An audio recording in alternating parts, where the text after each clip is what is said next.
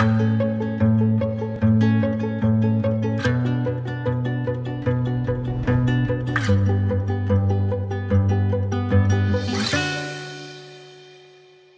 오늘 여러분들과 같이 이야기할 내용은 그 윤우님을 울린 의료인과 파업에 나섰던 의료인은 다른 사람인가라고 하는 제목으로 이제 글을 썼는데 그 내용을 좀 여러분들께 좀 소개를 하고 좀 질문을 받을까 합니다. 여기 보시면 알겠지만 이제 TVN에서 이제 그 방영하는 그 유키 쏜더브락이라고 하는 이제 그 개그맨인 조세호와 이제 유재석이 같이 진행하는 프로그램인데 당시 이제 대구에서 그 코로나 환자를 치료하고 있었던 이제 어떤 간호사 한 분과 이제 이게 인터뷰를 하는 온라인으로 인터뷰하는 그런 모습이었습니다. 이 인터뷰를 쭉 진행하면서 이제 그 유재석이 이제 윤우님이 물어보는 거죠. 괜찮냐고. 물어보니까 그 간호사분이 굉장히 담담하게 괜찮다, 걱정하지 말라 이렇게 이야기해요. 그런데 사실 걱정을 안 할 상황이 아니었었거든요. 정말 환자가 폭증하고 있었고, 그러니까 이제 재차 물어보는 거죠. 정말 괜찮냐고 했더니 정말 담담하게 걱정하지 말라, 나는 정말 괜찮다라고 이제 이야기를 했습니다. 그 이야기를 듣던 갑자기 유재석이 이게 눈가를 이제 훔치기 시작하는 거예요. 이제 우는 거죠. 너무 담담하게 이야기를 하니까 오히려 거기서 어떤 그 간호사 혹은 이제 그분들과 함께 그 코로나19를 치료하고 있었던 어떤 의료인들에 대한 어떤 감사함, 고마움 혹은 미안함 막 이런 게 섞여서 아마 그런 그 이야기를 한 게 그렇게 이제 눈물을 흘린 게 아닌가라는 생각이 듭니다. 이것도 아마 4월이었던 것 같은데 한 금융회사에서 이제 광고를 냈는데 의료인들 같은 경우에는 환자 치료를 위해서 이제 방역용 이제 고글을 썼어야 됐고 이 고글이 이제 얼굴에 굉장한 어떤 그 마찰을 일으키다 보니까 그걸 막기 위해서 이제 얼굴에 밴드를 붙이고 있는 그런 모습입니다. 따라서 굳이 어떤 설명을 하지 않아도 이게 어떤 모습인지는 충분히 알 수 있는 거죠. 그리고 그 옆에는 그 정호승 시인의 이제 봄길이라고 하는 그 시가 여기 이제 실려 있었습니다. 그 얼어붙었던 한국의 이제 봄을 만드는 사람들이 바로 이 사람들이다라고 하는 이런 광고가 여기에 이제 실렸다라고 볼 수가 있습니다. 아마 이제 제가 의료사를 쭉 공부하고 있는데 한국 근현대 아마 한국 근현대사에서 의료인이 이렇게 각광받고 사랑받고 존경의 대상이 됐던 시기는 없지 않았나라고 하는 생각을 개인적으로 했습니다. 그렇지만 이로부터 이제 지금으로부터 20년 전 2000년의 상황은 전혀 달랐죠. 당시 2000년에 당시 김대중 정부는 그동안 이제 의료계의 수건 사업이다라고 할 수 있었던 이제 의약분업을 이제 추진해 나갑니다. 그리고 의약분업은 뭐 간단하게 이야기하면 진료는 의사에게, 그다음에 약은 약사에게라고 하는 이걸로 이제 상징이 되는 거죠. 그러니까 이제 병원과 약국을 뭐 협업시키는 동시에 이제 견제시키는 이런 목적으로 의약분업이 시작되었다라고 볼 수가 있습니다. 그렇지만 이게 구체적으로 이제 의약분업이 실시 준비되는 과정 속에서 의사들이 이제 방향을 선회하는 거죠. 한마디로 의사들의 어떤 약에 대한 어떤 관할 범위, 권리를 침해한다라고 하는 이런 비판을 하면서 뭐 지금도 이제 뭐 기억에 새롭습니다만 이제 그 집회를 하고 그 다음에 시위를 하고 나중에 이제 파업까지 하는 이런 일들이 벌어졌었죠. 이 파업이 이제 시작이 되자 당시 이제 국민들은 이제 경악을 했습니다. 왜냐하면 의사들은 한국 사회에서 최상위 계층에 속하는 사람들인데 사실 파업, 시위 이런 것들은 흔히 노동자들, 이 사회에서 하층에 그러니까 달리 자신들의 의사를 표현할 수 없었던 그런 사람들이 하는 일종의 이제 어떤 이 저항 방법이라고 생각했었는데 의사들이 파업을 하는 뭐 이런 모습에 이제 경악을 한 거죠.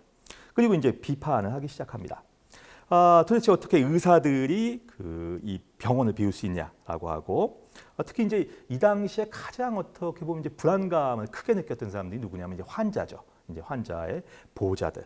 그리고 그들은 이제 이렇게 비판을 하는 겁니다. 환자 치료를 거부하는 건 이게 파업을 하는 거죠. 그건 이제 의료인이기를 포기하는 행위다라고 얘기했고 의사들의 파업은 국민을 상대로 한 집단 인질극이자 테러 행위다. 뭐 이런 식으로 이제 비판을 했고 마침내 이제 어떤 얘기까지 나왔냐면 의사들 이 외국에서 수입하자라고 하는 이런 이야기까지 나왔다라고 그런 이야기까지 나올 정도로 2000년 당시 이제 의사들에 대한 어떤 국민들의 불신, 분노는 뭐 극에 치달았다라고 이제 아마 볼 수가 있을 것 같습니다.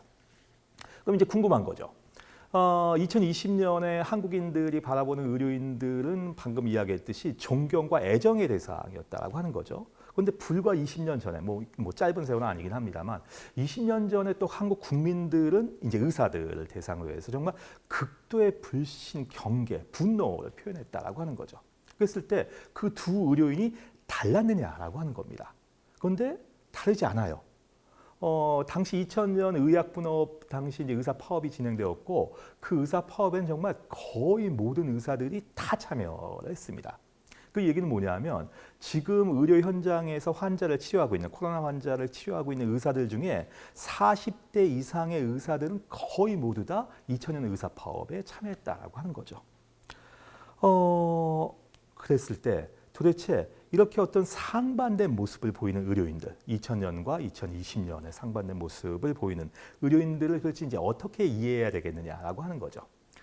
이런 질문에 대해서 저는 이제 역사학자니까 결국 이제 과거의 역사 속에서 무언가 좀 해답을 찾으려고 노력을 했고 그 해답 중에 하나가 뭐냐면 이 사람이었습니다. 유산규라고 하는 의사인데 여기 나와 있듯이 1897년생이고 1916년에 이제 경성의학전문학교라고 하는 지금 이제 서울대학교의 전신이라고 이야기가 되죠. 이제 경성의학전문학교가 설립되는데 그때 이제 그 제1회 입학생으로 입학을 합니다. 그리고 3년 후 1919년에 이제 3.1운동이 발발했을 때 이제 주역으로 활동을 하고 그 중국으로 망명을 해요. 그리고 중국 상하이로 망명을 해서 당시 이제 설립되었던 대한민국 임시정부에 참여를 합니다. 그리고 당시 대한민국 임시정부에서 어떻게 보면 임시정부의 이제 주축이라고 할 수 있죠. 이제 안창호 선생을 도와줘서 거의 뭐 그의 비서라고 불릴 정도로 굉장히 적극적 역할을 했는데 1920년대 이제 중반 정도에 이르러서 이제 안창호 선생이 권고를 해요. 학업을 맞춰라. 하고 이제 권고를 하고 그 이야기를 들은 유산균은 다시 이제 귀국을 해서 미처 끝내지 못했던 이제 경성의학전문학교에서 이제 졸업장을 받고 이제 의사로서 이제 활동을 하기 시작하죠. 그리고 이제 그 1920년대 중반 이후에 이제 학업을 마친 이후에는 뭐 끊임없이 이제 사회 활동을 전개해 나가고 동시에 이제 각종 의료 문제에 대해서 이제 자신의 의견을 펼치기 시작합니다. 당시 이제 서양의학을 수용한 의사들의 의견이 이제 유산균을 통해서 이제 표출이 되는 거죠. 이제 1930년대 중반인데 그때 이제 서울에 있었던 한 대형 병원에서 이제 의료 사고가 일어납니다. 당시 이제 의사가 그 정확하게 진단을 하기 위해서 그 환자의 이제 간에 이렇게 이제 주사기를 꽂아서 이제 놈을 이렇게 추출을 해요. 그런데 나중에 이렇게 확인을 해보니까 그 구멍이 너무 큰 거죠. 구멍 컸고 그 구멍으로 이제 피가 넘어니까 과다 출혈이 되면서 이제 환자가 사망하는 의료 사고가 발생을 합니다. 그리고 환자가 사망하자마자 거의 뭐 며칠 동안 이제 언론이 이걸 대서특필을 해요. 그리고 언론의 어떤 집중적인 초점은 의사의 실수다라고 하는 거죠. 의사가 환자를 죽였다라고 하는 겁니다. 유산균가 판단하기에 너무나 쉽게 언론은 이 사인을 의사의 실수라고 규정을 하고 집중적으로 의사를 이제 공격하기 시작했다라고 하는 거죠. 그러다 보니까 이제 고민에 빠진 거죠. 유산균 같은 경우엔 도대체 왜 언론은 이렇게 의사들을 공격을 하는 걸까? 그리고 사람들, 국민들은 여기에 동조하는 것일까라고 하는 이제 그 의문을 품기 시작합니다. 그리고 이제 답을 내리죠. 의료 관행 때문이다.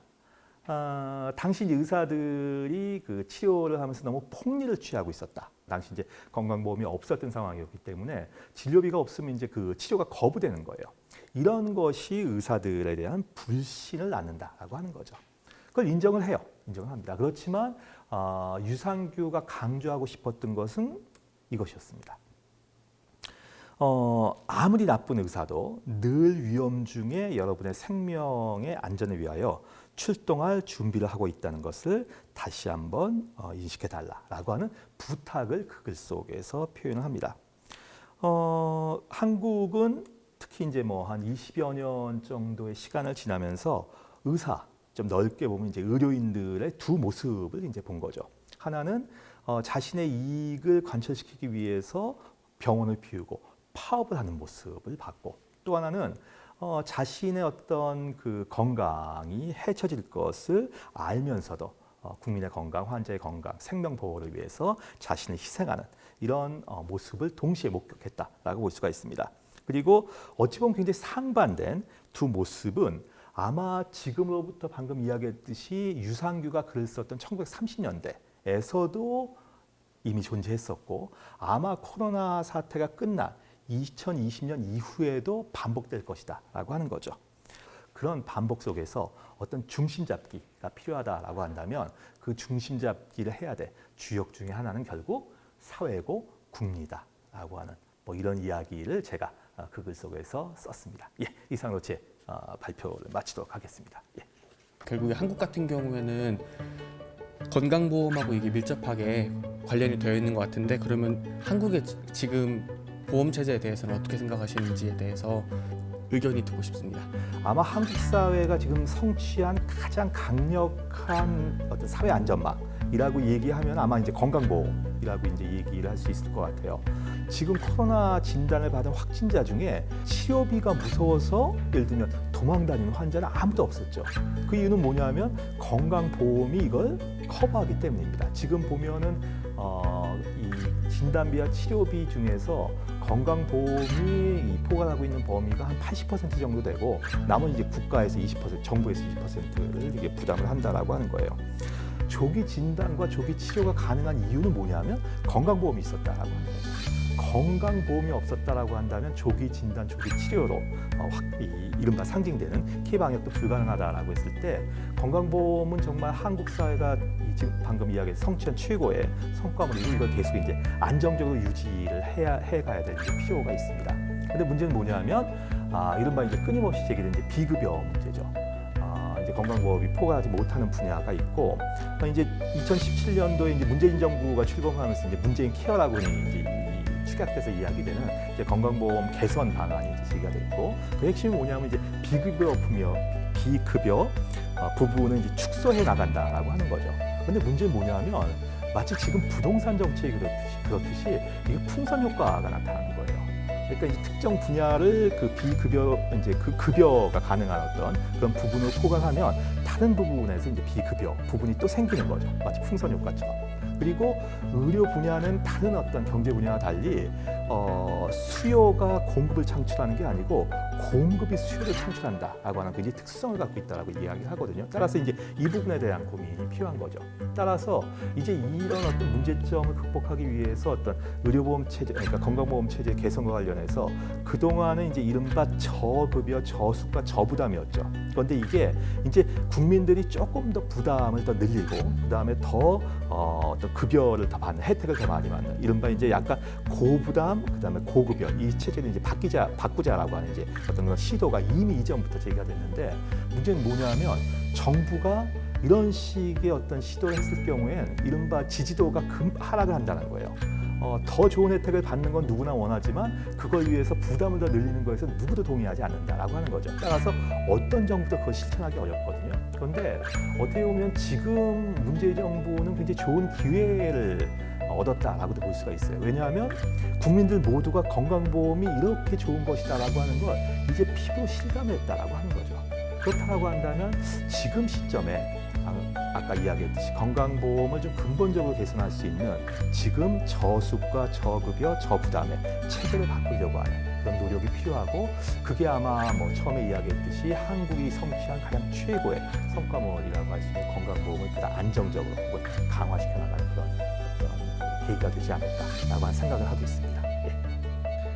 전문직들의 파업, 이제 국민들이 그런 지점에 대해서 어느 정도 반감을 가지고 어느 정도 헌신을 강요하는 것 같은데요.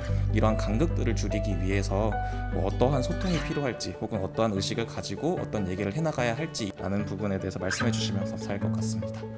흔히 이제 의사들, 뭐 이제 의료인들 포괄시킨다라고 한다면 먹고 살만한 사람들 아니면 풍족하게 먹고 살만한 사람들이 이제 무슨 파업을 해, 뭐 이런 생각을 가질 수가 있는 거죠. 그게 이제 어떤 반감을 낳는 배경이 되는 것 같은데 다시 돌아가면 그들도 이제 직업인이라고 하는 거죠. 그리고 어떤 파업, 이른바 집회, 결사, 출판의 자유는 이른바 민주주의 국가에서 가장 기본적인 권리에 해당하고 따라서 국민들의 입장에서도 그들이 자신의 이의를 관철시키기 위해서 파업을 하고 예를 들면 어떤 국가에 대해서 자신의 요구를 적극적으로 표현하는 거에 대해서 반감만을 가지고 생각하면 안 된다라고 하는 거죠. 그것도 그들의 정당한 권리라고 하는 걸 인정을 해야 된다라고 하는 겁니다. 그렇지만 다시 돌아간다라고 한다면 의료인들도 그런 식의 어떤 통상적인 직업인으로서만 자신의 어떤 직업의 위상, 그다음에 그 내용을 정체성을 규정하면 안 된다라고 하는 거죠. 왜냐하면 그들은 인간의 생명을, 국민의 건강을 책임지고 있기 때문에 따라서 설사 그들의 요구가 옳다라고 할지라도 자신의 직업이 가진 특성에 대한 고민이 필요하다라고 하는 거예요. 그리고 그 고민을 언제 습득해야 되냐면 이제 그 대학에서 의과대학이나 뭐 한의과대학, 치과대학, 의료 관련 대학에서 공부를 하면서 그 취득해야 된다라고 하는 거예요. 이른바 의료윤리라든가 이런 거에 대한 공부가 필요하고 자신의 요구가 이른바 이제 어떤 공공성을 어느 정도 담보하고 있는지 그리고 그것이 국가와 관련해서 어느 정도 실현 가능성이 있는지 어느 정도 수용이 가능한지에 대한 부분들 거기에 대한 충분한 고민이 필요한 상태에서 어떤 그런 저항의 모습들을 보일 필요가 있고 따라서 국민과 의료인 둘 다의 노력이 상호 노력이 필요한 게 아닌가 그런 생각 개인적으로 합니다.